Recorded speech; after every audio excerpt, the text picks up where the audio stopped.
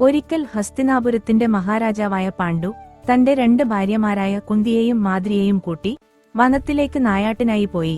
രാജകീയ ജീവിതത്തിന്റെ തിരക്കുകളിൽ നിന്ന് വിട്ടുനിൽക്കാൻ പാണ്ഡുവിന് വനത്തിന്റെ ശാന്തത ഏറെ പ്രിയമായിരുന്നു.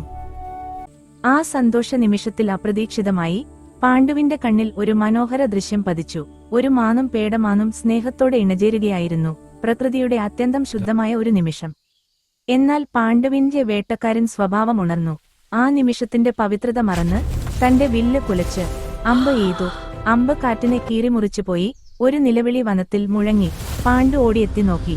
അവൻ കൊന്നത് സാധാരണ മൃഗമല്ല, അത് കിന്തമൻ എന്ന മഹർഷിയായിരുന്നു. മരണശയ്യയിൽ കിടന്നിരുന്ന മഹർഷി തന്റെ യഥാർത്ഥ രൂപം കൈക്കൊണ്ട് കോപത്തോടെ പാണ്ഡുവിനോട് പറഞ്ഞു, ഇണചേരുന്ന സമയത്ത് ഒരു ജീവിയെയും ഉപദ്രവിക്കരുത്. നീ മഹാപാപം ചെയ്തു. അവസാന ശ്വാസത്തോടെ മഹർഷി ശപിച്ചു. വികാരവശനായി നീ സ്ത്രീയെ സ്പർശിക്കുന്ന നിമിഷം തന്നെ നീ മരിച്ചു വീഴും.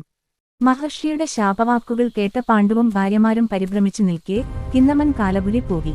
സുന്ദരികളായ 2 ഭാര്യമാരിലും സന്താന സൗഭാഗ്യം സിദ്ധിക്കാതിരുന്ന പാണ്ഡുരാജൻ അതീവ ദുഃഖിതനായി. മുനിയുടെ ശാപം ഫലിക്കുമെന്നതിനാൽ ഭാര്യമാരെ സ്പർശിക്കാനും നിർവാഹമില്ല. അതിനാൽ സിംഹാസനം ത്യജിച്ച് സന്യാസം സ്വീകരിക്കാമെന്ന് പാണ്ഡു തീരുമാനിച്ചു. ആ വാർത്ത കുന്തിയെയും മാദ്രിയെയും ദുഃഖത്തിലാഴ്ത്തി.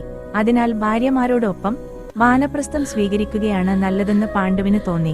താൻ വാനപ്രസ്ഥം സ്വീകരിക്കുന്നുവെന്ന വിവരം ദൂതൻ വഴി ഹസ്തിനപുരത്തിലറിയിച്ചു. പാണ്ഡുവും കുന്തിയും മാദ്രിയുമൊത്ത് തീർത്ഥയാത്ര ആരംഭിച്ചു. വനങ്ങളിലൂടെ, നദികളിലൂടെ, പർവ്വതങ്ങളിലൂടെ സഞ്ചരിച്ചു. പല തീർത്ഥസ്ഥലങ്ങളും സന്ദർശിച്ച് ഒടുവിൽ ശതശൃംഗം എന്ന വനപ്രദേശത്ത് ഒരു ആശ്രമം പണിത് അതിൽ താമസമാക്കി.